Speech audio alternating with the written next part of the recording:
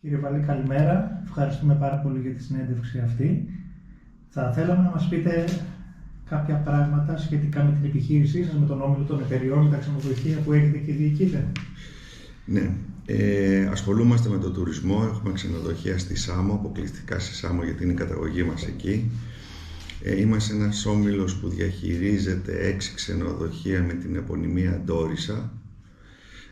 Έχουμε μια γκάμα από 5 μέχρι 3 ξενοδοχεία και παράλληλα έχουμε και το marketing και τη διαχείριση ενός άλλου ξενοδοχείου 5 που λέγεται Καζακούκ. Είμαστε οικογενειακή επιχείρηση, απασχολούμε περίπου 450 υπαλλήλους και είναι εποχιακή. Ξεκινάμε περίπου αρχές Μαΐου και τελειώνουμε γύρω στα μέσα Οκτωβρίου. Το χειμώνα δεν έχουμε δραστηριότητα.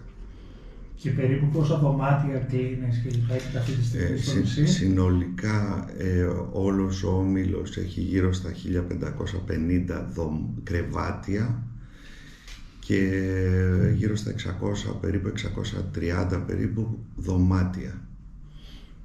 Ωραία. Χρησιμοποιείτε κάποιες πράσινες πρακτικές, κάποιες πράσινες πρωτοβουλίες στον όμιλο σας αυτή τη στιγμή? Από την αρχή της δραστηριότητάς μας και ειδικά τα τελευταία 15 χρόνια καταλαβάμε πόσο σημαντικό είναι στο να είμαστε φιλικοί προς το περιβάλλον και να έχουμε μικρό αποτύπωμα. Άρα έχουμε κάνει διάφορες κινήσεις που θα σας πω πιο κάτω όσον αφορά το περιβάλλον. Στο μεγαλύτερο ξενοδοχείο, το Ντόρισα Seaside Resort, που έχει 326 δωμάτια, περίπου 800 άτομα, πριν από πολλά χρόνια, είδαμε πόσο σημαντική, έχει κλείσει, εντάξει, πόσο σημαντική ήταν η ενέργεια και κάναμε ένα σύστημα γεωθερμίας. Γεωθερμία τι είναι? Παίρνουμε νερό είτε από πηγές είτε από αντλίες από τη θάλασσα που η θάλασσα έχει μια θερμοκρασία 20-21 περίπου βαθμούς το καλοκαίρι και στην ουσία έχουμε ψήξει χρησιμοποιώντας τη θάλασσα και το νερό. Αυτό τι κάνει? Καταναλώνουμε πολύ λιγότερη ενέργεια ώστε να μπορέσουμε να δώσουμε τις θερμοκρασίες που θέλουμε μέσα σε ένα δωμάτιο. Είναι ένα σύστημα που παίρνουμε νερό, ψύχουμε διάφορους ψύκτες, δηλαδή διάφορες αντλίες θερμότητας και μετά πηγαίνουμε και δίνουμε κρύο αέρα στα δωμάτια. Έχουμε υπολογίσει ότι σαν ενέργεια χρειαζόμαστε περίπου το 50% από ό,τι θα χρειαζόμασταν κανονικά και είναι κάτι που είναι πολύ φιλικό προς το περιβάλλον. Παράλληλα με αυτό το σύστημα, ένα σημαντικό κόστος όσον αφορά την ενέργεια είναι το ζεστό νερό. Καταλαβαίνουμε όλοι σε ένα ξενοδοχείο που έχει γύρω στα 800 άτομα και εστιατόρια, κουζίνες, πλύσεις λινών, όλο το πλυντήριο, χρειαζόμαστε πάρα πολύ ζεστό νερό να καταναλώσουμε. Έχουμε βάλει πάνελ ηλιακούς, δηλαδή συλλέκτες που ζεσταίνουν το νερό. Δόξα τω Θεώ, είμαστε στην Ελλάδα, αλλά έχουμε πολύ ήλιο και έχουμε καταφέρει κάτι που το θεωρούμε μεγάλη επιτυχία και μοναδικό. Δεν καταναλώνουμε όλο το χρόνο ούτε 1 ευρώ είτε σε πετρέλαιο είτε σε ρεύμα στο ζεστό νερό που χρειάζεται το ξενοδοχείο. Άρα εκεί το αποτύπωμά μας είναι 0 και μόνο χρησιμοποιώντας ηλιακούς συλλέκτες και τον ήλιο μαζεύουμε σε μπόιλερ μεγάλα το ζεστό νερό που χρειάζεται σε όλα τα τμήματα και το δίνουμε εκεί που χρειάζεται, στα δωμάτια, στη κουζίνα, στα πλυντήρια, παντού.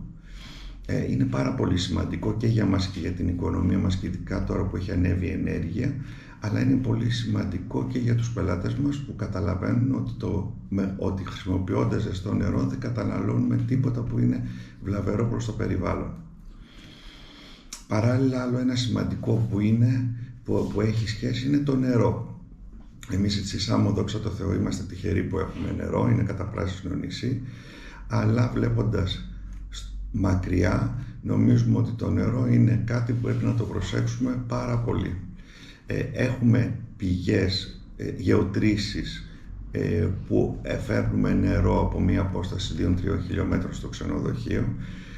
Αλλά αυτό δεν μας κάνει να εφησυχάζουμε, γι' αυτό το λόγο χρησιμοποιούμε δύο δράσεις που είναι πολύ σημαντικές. Η μία είναι έχουμε αλλάξει στις βρύσες στο κάτω κομμάτι, ώστε ο πελάτης ανοίγοντας τη βρύση να έχει περισσότερο, να έχει έναν όγκο νερό που του φαίνεται κανονικός, αλλά έχουμε μία οικονομία γύρω στο 30%, γιατί με ένα σύστημα που βάζουμε στο κάτω μέρος της βρύσης γίνεται μία εξοικονόμηση.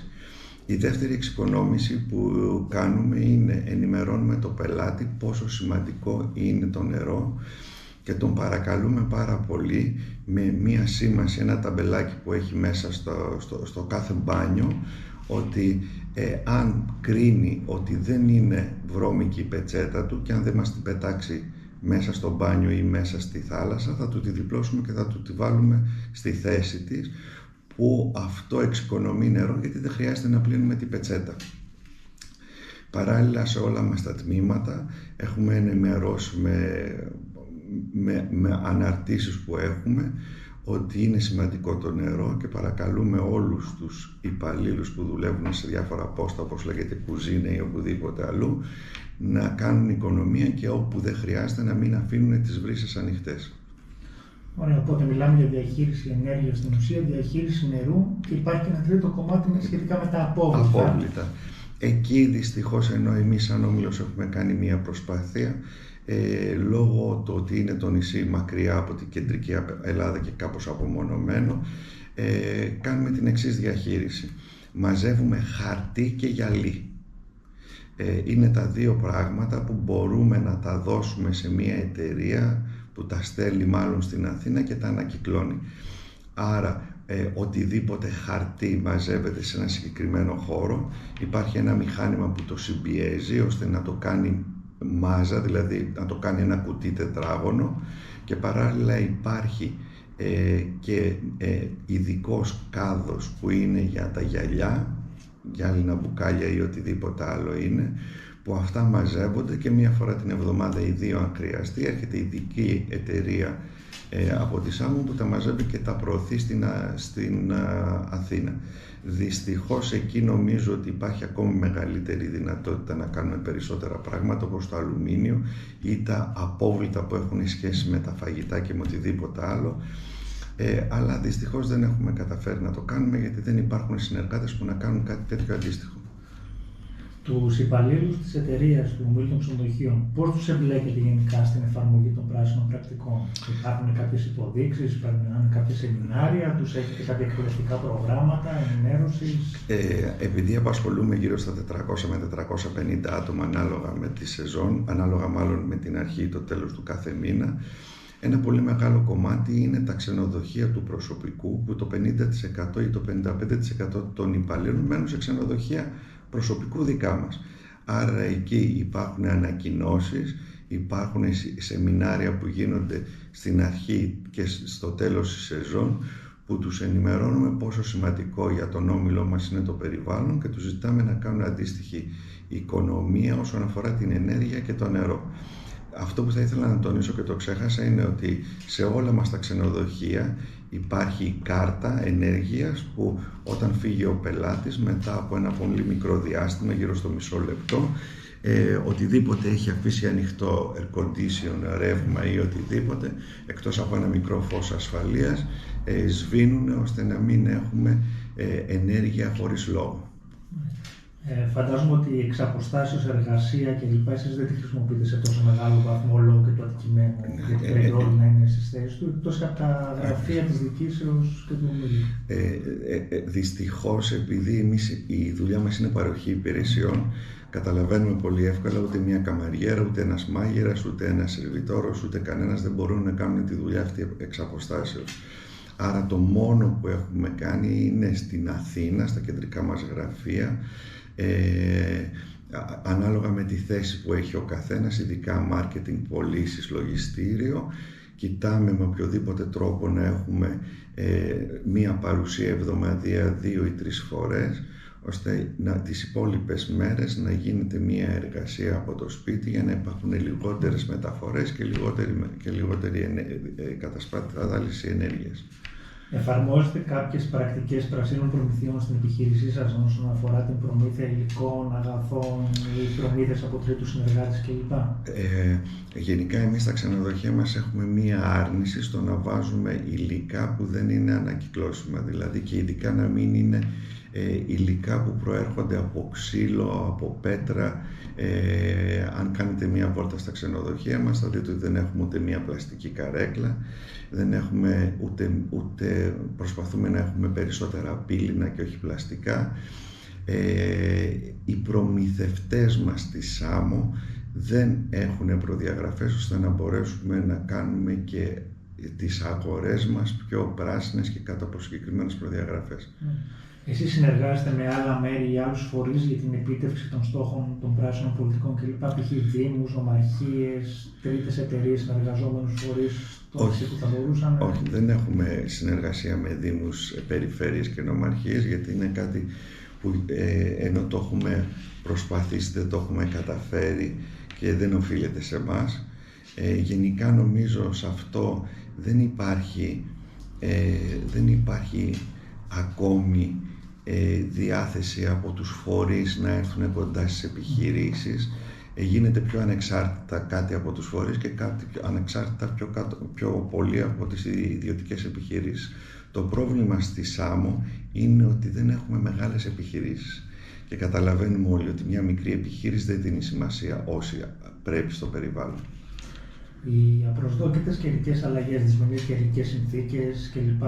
Επηρεάζουν την λειτουργία, την ομαλή λειτουργία των ξενοδοχείων και του ομίλου, και αν ναι, υπάρχουν κάποια μέτρα τα οποία λαμβάνετε από πριν για να μπορέσετε να ανταπεξέλθετε? Πάρα πολύ. Βλέπουμε ότι τα τελευταία χρόνια ζούμε διαφορετικό καλοκαίρι στην Ελλάδα. Πολλές βροχές το Μάιο και αρχές Ιουνίου, μεγάλες διαφορές στη θερμοκρασία, περισσότερα έχει ανέβει η θερμοκρασία. Αυτό μας δημιουργεί μια διαφορετική λειτουργία των ξενοδοχείων. Θα σας αναφέρω ένα παράδειγμα, ότι αρχίζουμε και κλείνουμε πολλές πέργολες από πάνω ώστε να έχουμε χώρους για να μπορέσει κάποιος το Μάιο σε μια βροχή να φάει ή να κάτσει να πιει ένα καφέ. Σίγουρα αισθανόμαστε και καταλαβαίνουμε την κλιματική αλλαγή, γιατί μας επηρεάζει πολύ άμεσα, και το βασικότερο είναι επηρεάζει τους πελάτες μας. Γιατί κάποιος που έρχεται το Μάιο στην Ελλάδα σε ένα ελληνικό νησί και περιμένει να κάτσει στην παραλία ή στον ήλιο, μπορεί να τύχει και στις 7 μέρες που θα έρθει, στις 2 να βρέχει. Σίγουρα όμως ο καιρός έχει μετατεθεί, δηλαδή έχουμε ένα πολύ καλό Σεπτέμβριο και ένα πολύ καλό καλοκαιρινό Οκτώβριο τώρα πια. Παλιά δεν ισχύει αυτό. Έχετε ασφαλίσει την εταιρεία σχετικά για περιπτώσεις απροσδόκητου κινδύνου που σχετίζονται με καιρικές συνθήκες? Υπάρχουν ασφαλιστήρια, συμβόλαια που να σας καλύπτουν σε οποιαδήποτε ζημίες? Όλα τα ξενοδοχεία, όλες οι επιχειρήσεις είναι ασφαλισμένες σε μεγάλους ασφαλιστικούς οργανισμούς. Προσπαθούμε να πιάσουμε κάθε κίνδυνο που υπάρχει. Και ένα μικρό παράδειγμα είναι ένας σεισμός που έγινε πριν 3 χρόνια στη ΣΑΜΟ, που είχαμε ένα μεγάλο πρόβλημα σε ένα κομμάτι του ξενοδοχείου, που η ασφαλιστική μας εταιρεία μας αποζημίωσε και μπορέσαμε και το ξαναφτιάξαμε από την αρχή και λειτουργεί μετά από 1 χρόνο. Υπάρχει κάποια μέθοδο που μετράτε την πρόοδο όσον αφορά τη βιωσιμότητα και την πράσινη πολιτική γενικότερα εσωτερικά στην εταιρεία σε αυτή τη στιγμή? Η πιο εύκολη και η πιο συνήθις μέθοδο είναι οι κιλοβατόρες που καίμε. Δηλαδή ο λογαριασμός που πληρώνουμε. Εκεί βλέπουμε, εκτός από πέρσι που υπήρχε μία άνοδο στη τιμή, η τιμή δεν μας επηρεάζει τα στοιχεία μας επηρεάζει η κατανάλωση των κιλοβατορών, δηλαδή της ενέργειας που έχουμε, άσχετα με το πόσο στοιχίζει η κάθε κιλοβατόρα. Και ο στόχος μας κάθε χρόνο είναι να μπορέσουμε να μειώνουμε τις κιλοβατόρες που καταναλώνει το κάθε τμήμα και το κάθε ξενοδοχείο. Το παρακολουθούμε μηνιαία και αν δούμε κάτι ότι έχει ξεφύγει, ψάχνουμε για ποιο λόγο έχει και προσπαθούμε να το διορθώσουμε. Έχετε αναπτύξει κάποιο βιώσιμο πλαίσιο που αφορά την κατασκευή κτηρίων, εργασιών που γίνονται σε υφιστάμενες κατασκευές κλπ? Π.χ. τώρα με την ανέγερση του νέου κτηρίου, του νέου ξενοδοχείου που έγινε, χρησιμοποιήσετε κάποιες πιο πράσινες πολιτικές όσον αφορά τα υλικά που χρησιμοποιήσατε, τους προμηθευτές και γενικότερα το όλο στήσιμο του στην ευρύτερη περιοχή? Ακριβώς. Και λόγω τη σχεδίαση των ξενοδοχείων και λόγω της φιλοσοφίας μας πάντα κοιτάμε να έχουμε πιο φυσικά προϊόντα. Ένα παράδειγμα που θα σας αναφέρω είναι ότι όλα μας τα ξενοδοχεία κοιτάμε η μπογιά που βάφονται οι τοίχοι να έχει κάποιες προδιαγραφές ώστε ο πελάτης να μην αισθάνεται ότι μπαίνει σε ένα δωμάτιο που μυρίζει μπογιά και δεν μπορεί να αναπνέει. Παράλληλα, οτιδήποτε έπιπλο παίρνουμε ή οτιδήποτε υλικό χρησιμοποιούμε εκτός από τα πλακάκια θέλουμε να είναι φυσικό, όπως είναι μάρμαρα, πέτρες ή οτιδήποτε άλλο υπάρχει.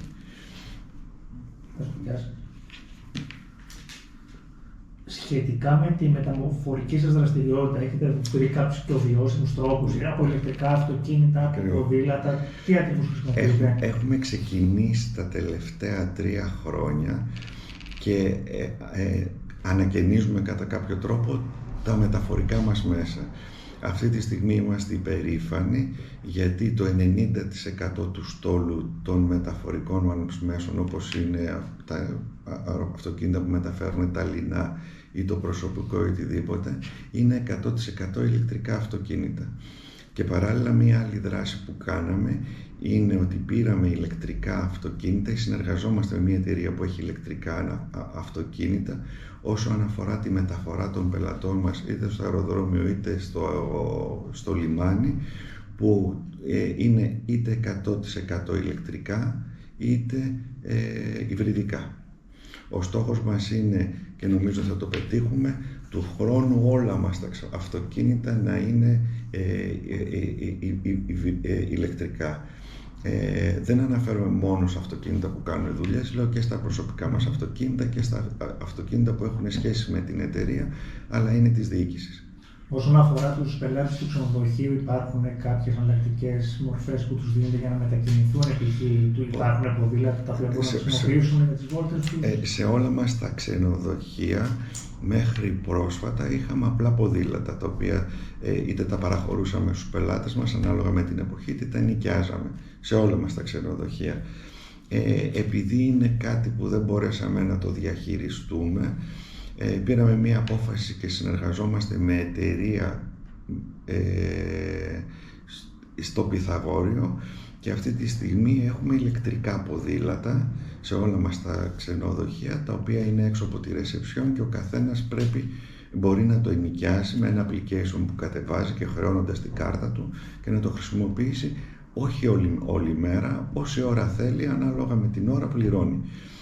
Είναι κάτι που βλέπουμε ότι δουλεύει πάρα πολύ και σε αυτό βοηθάει και η μορφολογία του Πυθαγορίου, που δεν έχει ούτε ανηφόρες ούτε κατηφόρες, είναι ευθεία.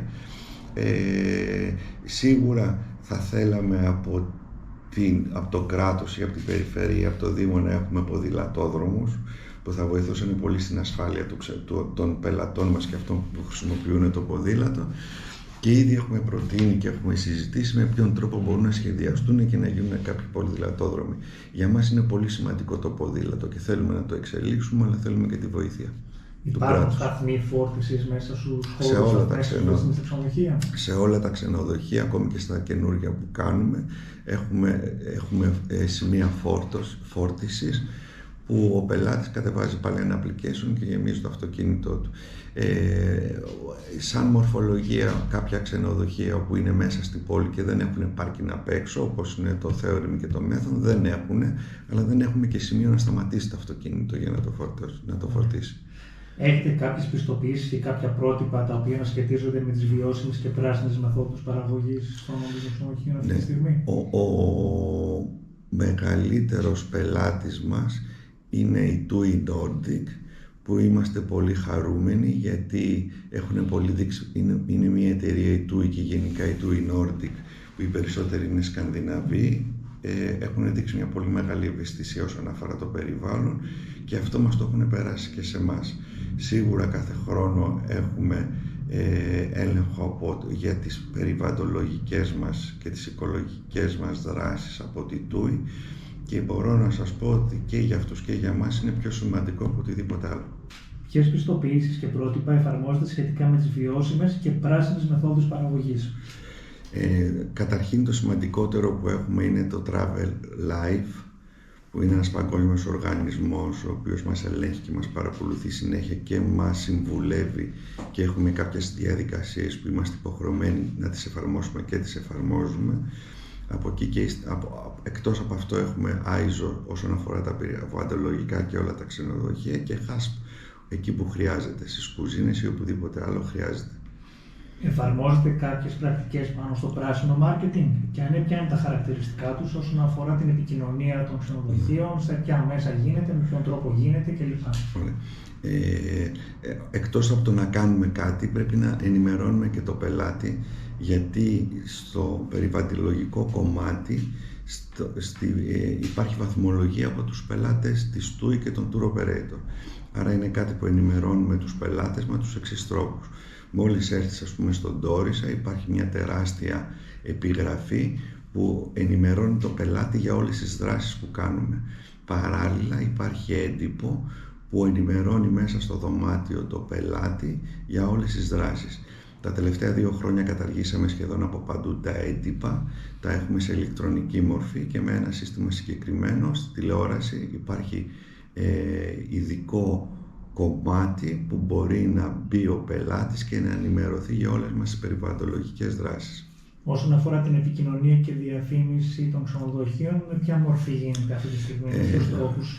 Σίγουρα και λόγω των συνθήκων η μεγαλύτερη διαφήμιση είναι σε ηλεκτρονικά έντυπα, social media,